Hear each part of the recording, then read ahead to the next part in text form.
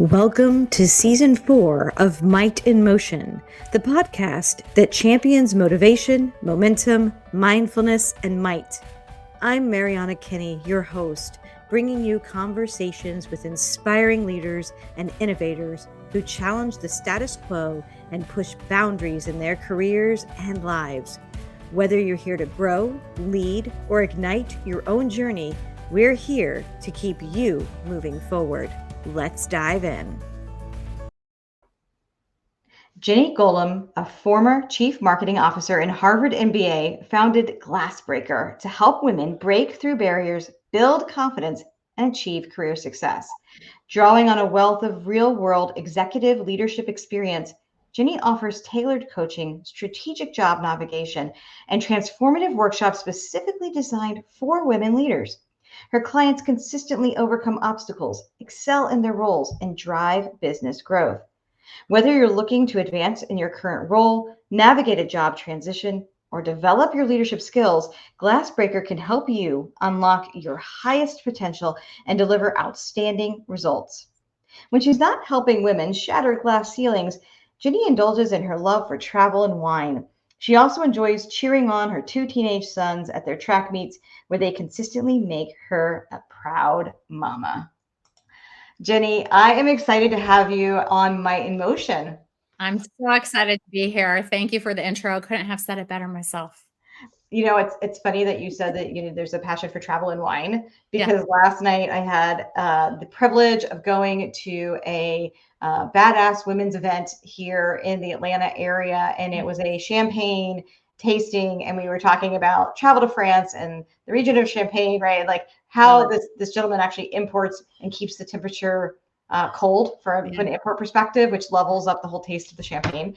Like phenomenal. So we're going to have to connect you with him. Yeah, absolutely. I love it. That's so great. I've had many great wine tasting experiences, and I've traveled to many places for wine. So it all comes together. That's right. I mean, it's just phenomenal. I love as well, when we met a few months ago, we were talking about how you really help women level up and break through those ceilings that many times we feel, regardless of where you are in your career journey. Yeah. How can women maybe best market themselves to be seen as having that leadership potential? Yeah.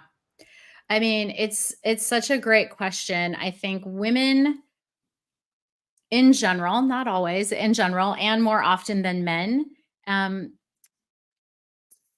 sometimes feel like if they keep their heads down and do a good job and keep doing more and more and more things, right, that work will get recognized and they'll get promoted, or they'll get, the pat on the back or whatever it looks like. And in reality, doing more does not get you more.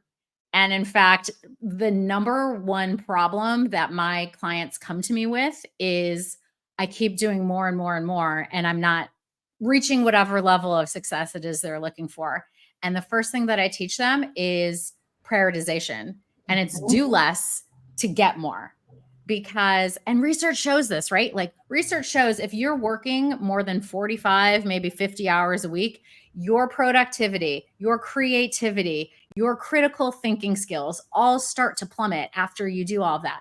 So saying yes to everything, by the way, another female trait, wanting to be really helpful, not wanting to seem like the bad person, whatever, doing more and more and more doesn't get you there. But focusing on those one or two, maybe three top things that are going to drive the needle for your business, or, to be seen in the light that you want to be seen in, focusing on that, forgetting the rest, you're going to work less and you're going to be seen as the successful leader because you're now getting results, because you're fully focused on what can make a difference. And I swear to God, that tip alone can just, launch so many careers to, catapult you to success. It's not about doing more. It's about doing less and getting more. Yeah, I love that. Sometimes it's just tied to like this feeling of, I don't know, guilt of, how am I, if I'm not saying yes to everything, if I'm not seen as the go-to person who could fix everything, then how will they ever want to promote me? And I it's almost like that whole, it's a shift in mindset of the doing doesn't equate to the getting or the elevating. Right. Right.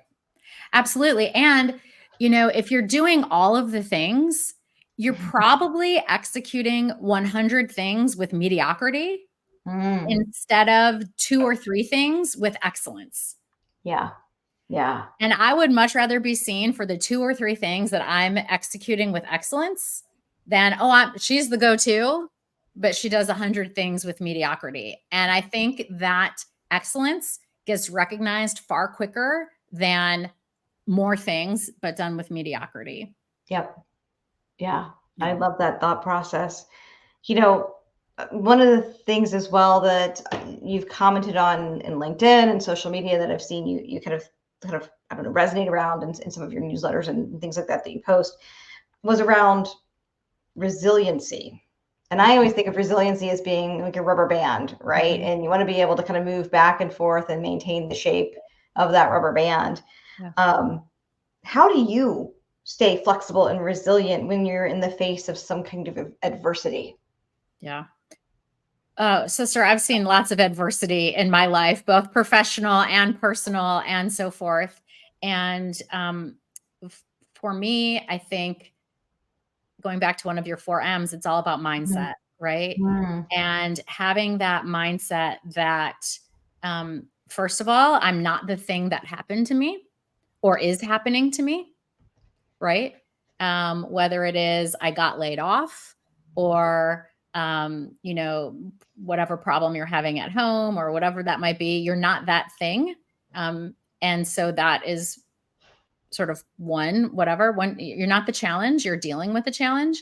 And then Mhm. the second thing is ensuring that you have the confidence to get through whatever that situation might be. I'll go back to the laid off example because it's something that it's happened to me many times in my career. I've been laid off 3 times in my career.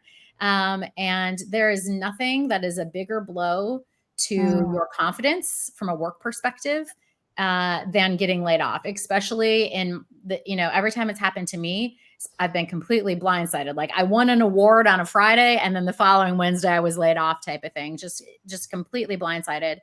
And to maintain the resilience that you need to get through that situation is really all about confidence, understanding I didn't get laid off because I'm bad at my job. I'm really good at my job, but these are the circumstances. And Mhm. secondly, I know I'm going to be amazing at some other job and making sure that I have the confidence to push forward into whatever that might be. So that's one example, but really understanding um, how to have the confidence. And then I guess the last thing is like, this too shall pass, right? Right. I think Tom Hanks has some quote, and I don't remember it in particular, but he's like, whenever anything bad happens, you think, well, this too shall pass. And it does. But also, whenever anything good happens, this too shall Mhm. pass. And Mhm. so making sure that you are enjoying all of the great things when they happen to you, because this too shall pass, and then weathering the not so great things and knowing that this too shall pass and you're going to get to good things again. Yeah, I like that because it reframes the negativity and and also the positivity. There's a book called The Four Agreements, and one of them is not to take Right. anything personally, right? Which a lot of times people lean into, oh Yeah. well, Jenny was mean to me in the hallway today, and Right. take that personally. Well, we also shouldn't take personally if Jenny was nice to me today, Right. right? And Exactly. it's a very interesting agreement that to try to strive for because Yeah. you're almost negating both. You're negating the negative and the positive. Absolutely. And we all think that other people are thinking about us way more than they ever are, right? Mhm. Like no one is paying that much attention to you. I'm sorry. Like it's not a thing. So you can't really take Yeah. any the good or the bad personally. Yeah.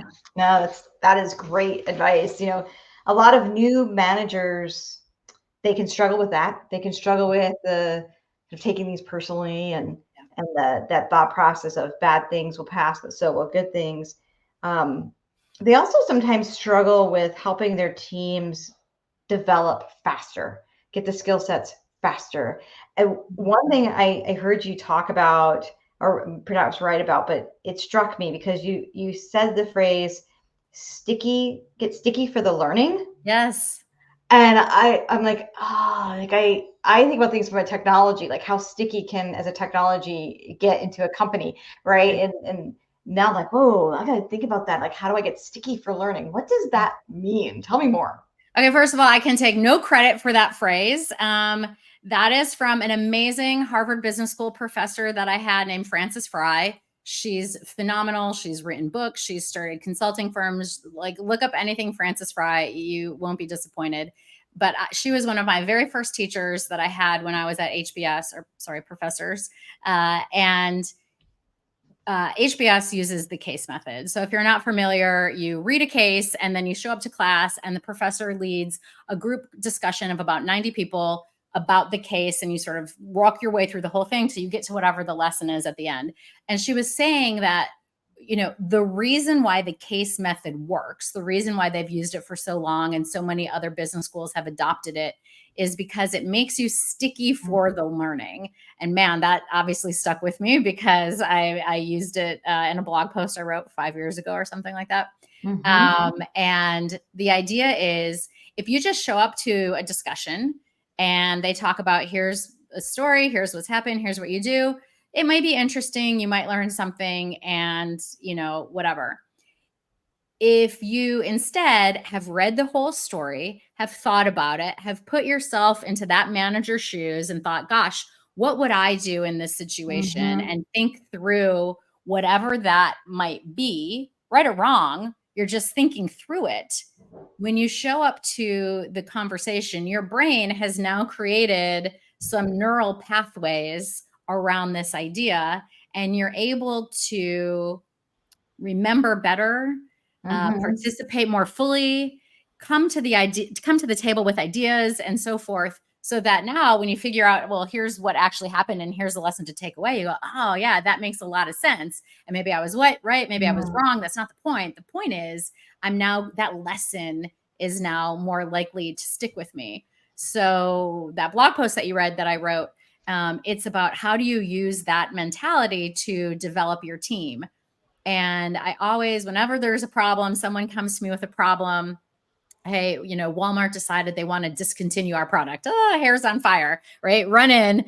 Jeni, Walmart's going to discontinue whatever SKU. Okay, well, what do you think we should do about that? And I have no expectation that my associate brand manager is going to have the exact right answer. I'd be surprised if they did, because I've been doing this for 20 years and they've been doing this for, a year or two, whatever. But I do want them to think through what they might do, such that when I tell them, great, I love that, or not quite, and maybe this might be a better idea, they're sticky for the learning. And instead of me just telling them what to do, they're thinking it through themselves. And maybe I'm giving some guidance as well. I'm not saying they have to do it all on their own, and I'm not going to hang them with the results either, right? I'm going to be there to guide and navigate along the way. But they're now sticky for the learning. So the next time that comes up, they're more likely to remember how to think through that problem, because it's not going to be exactly the same, right? It's not going to be a Walmart discontinued. It's going to be something else. But how have they changed those neural pathways in their head to come up with the solution needed to drive the business forward? So that to me is a great way. It's one of the ways that I use to develop my team. Yeah, I like the conversation side of it and the back and forth, because to your point on neural pathways, it's as if your brain doesn't really know that you did it versus not, because you're imagining it. You're talking through the imagination of it. It's Right. that playing house that we did as kids. Yeah. Right. Yeah.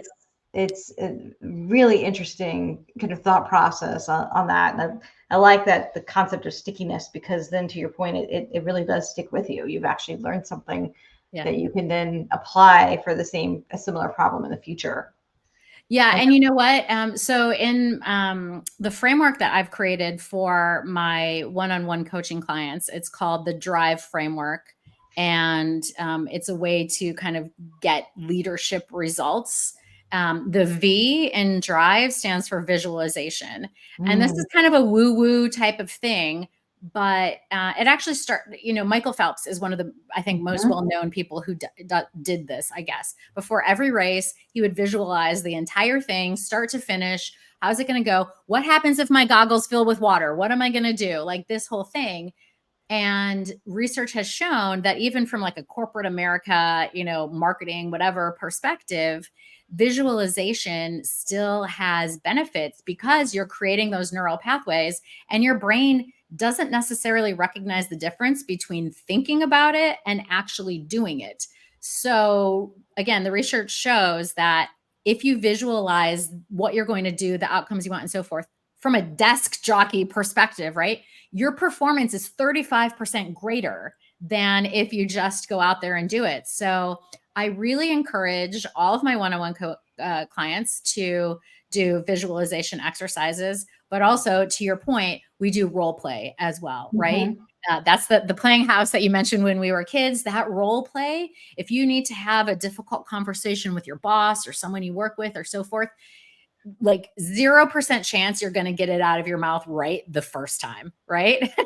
You're going to screw it up in some way, but as you practice, you get better at it, A, and B, you've now created those pathways so that when you go to do it in real life, you maybe show up more confident in that conversation, or you don't stumble over your words and your brain's like, yeah, I've been here before. Maybe you don't get sweaty in the pits, right? Like you're more comfortable and confident in what you're doing because you've practiced it and you visualized it and you see what's going to happen. So I think all of that mindset stuff, to some it's real woo-woo, but that's what I love about your podcast is, to me, it's critically important in order to drive career success and business results as well.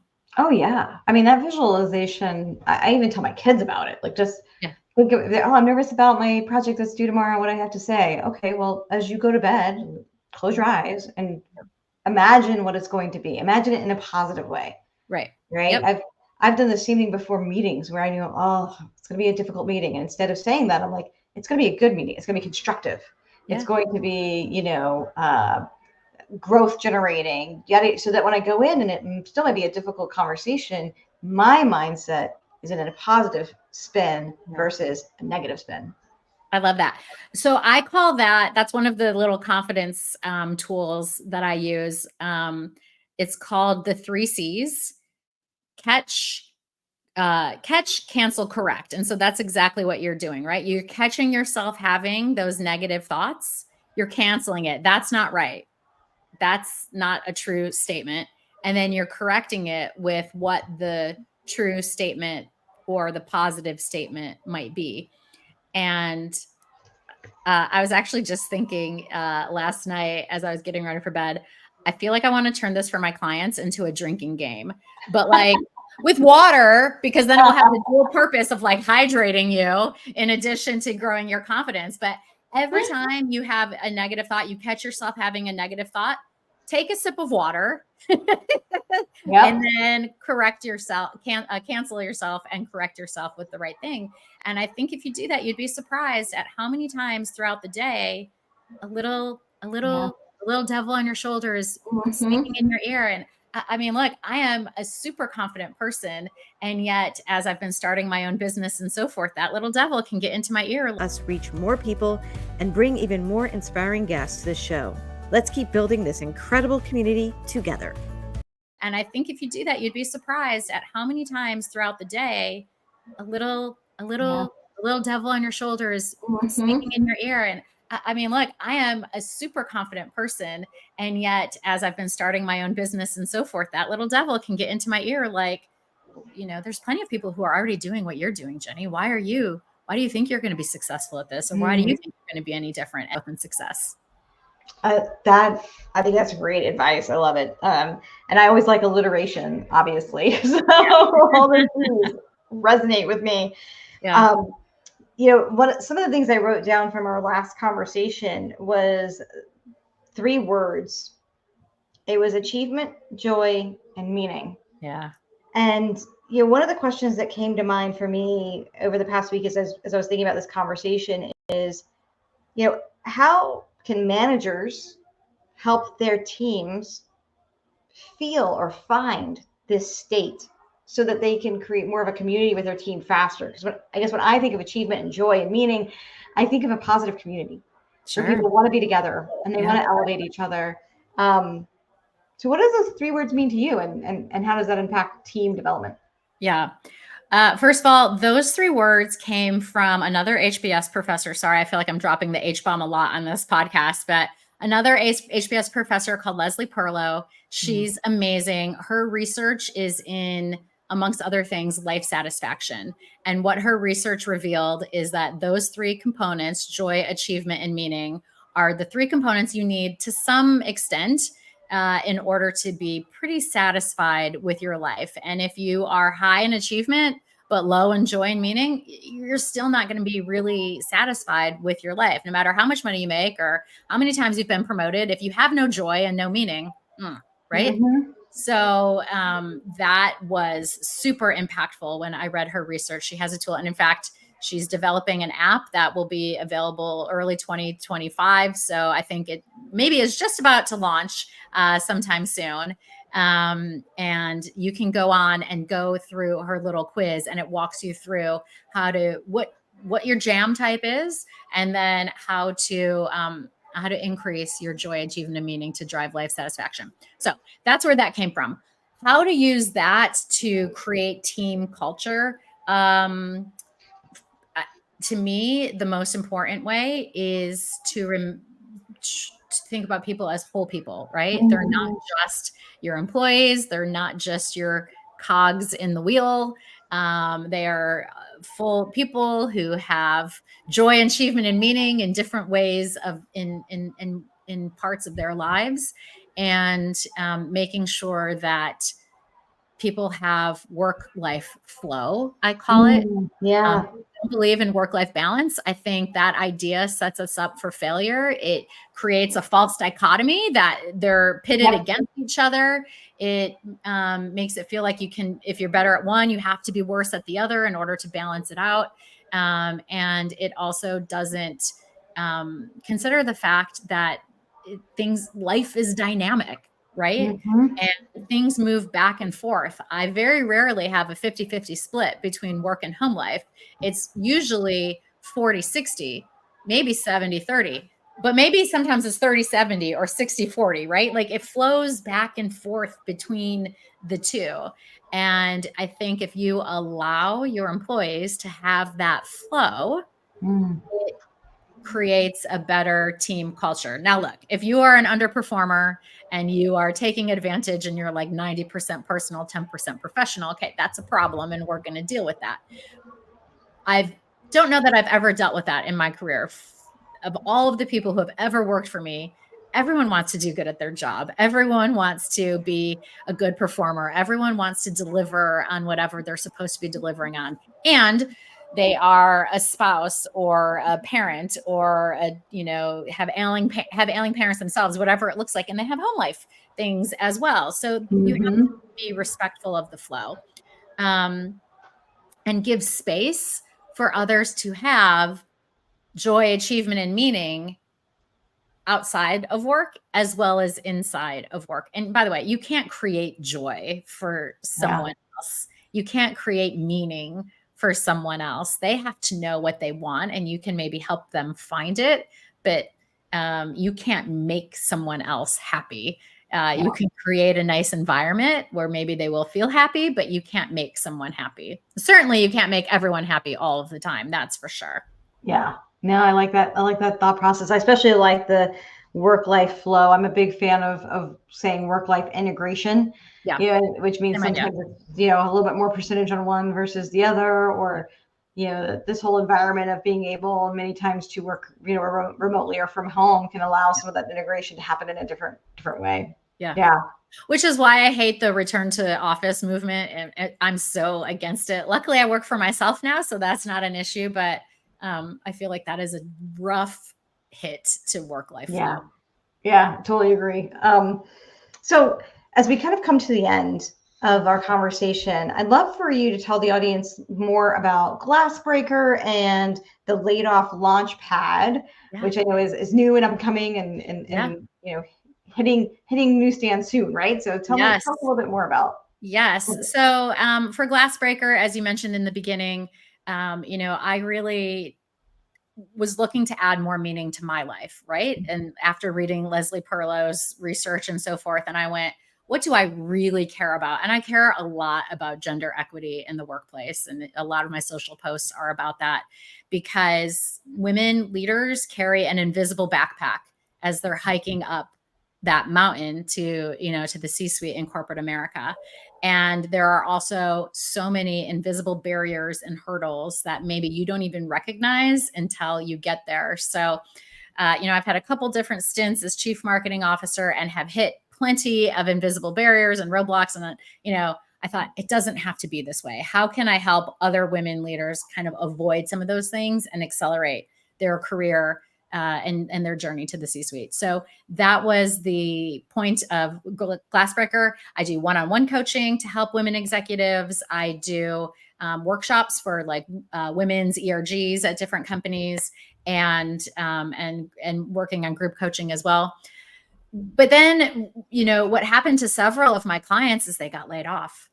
And especially right now, there's a lot of people getting, I had 5 friends get laid off on the same day last week from 4 different companies. I mean, there's just a lot of that happening right now.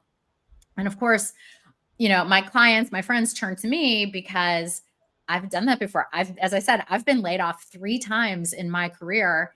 And every single time I've been laid off, I have landed at a better company with a bigger job title, making more money.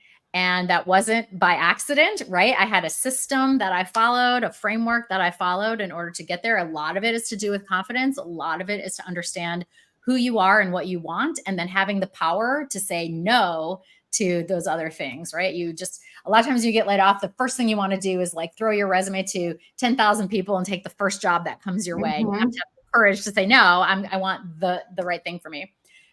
So I created Laid Off Launchpad. It's a digital course.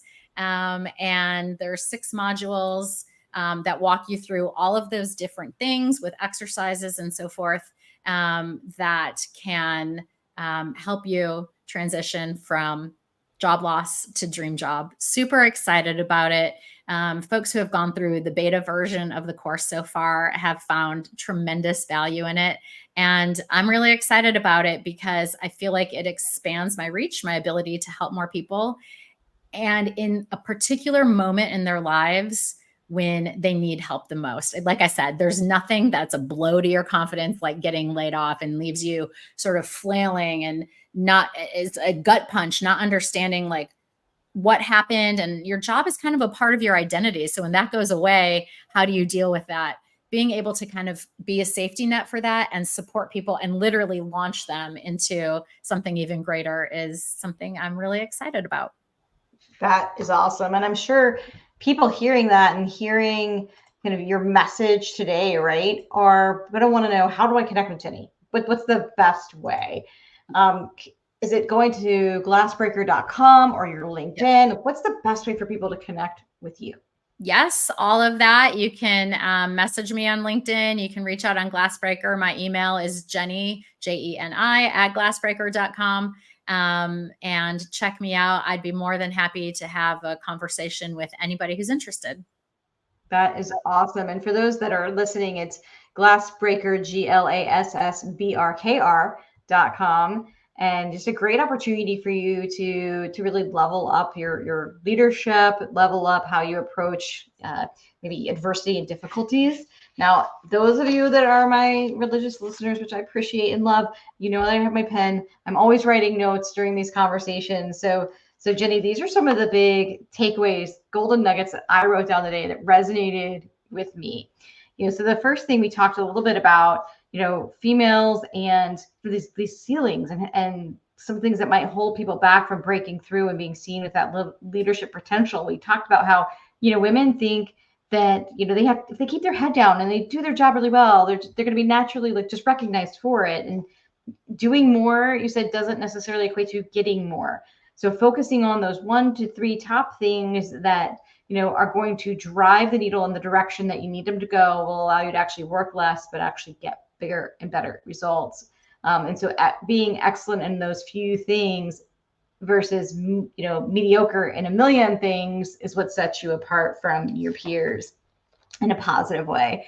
We talked about resiliency, and you mentioned that it's all about mindset. So number one, that you're not the thing that happened to you, that you have this opportunity to deal with the challenge in a more positive way. Number two is you have to have confidence in yourself and understanding that the difference between circumstances, right, and maybe the true reality of a situation. And three, this too shall pass, both the good and the bad. So having that mindset can allow you to realize there's something else coming that's going to be a good thing. We talked about, from a new manager perspective, that sometimes there's a struggle with developing folks. And we talked about Francis Fry's concept of being sticky for learning, and leveraging that case study method, because it gives you visibility, which ties into your drive framework, the V for drive, visualization, which drives that 35% improvement in performance. And when you're thinking negative thoughts, leverage the 3 C's. And I love alliteration, so this really resonated with me. The catch that thought, you cancel that thought, and then you correct the thought.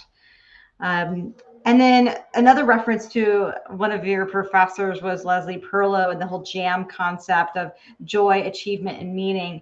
And that when you have a team, you need to think about the person as a whole, because you can't necessarily define those things for them, but you want to understand what those things are to them, so that you can actually create community and the thought process of the team as a whole being successful. So I'm really excited about what you do with GLASSBRKR. I'm excited what you have launching right now with the Laid Off Launchpad.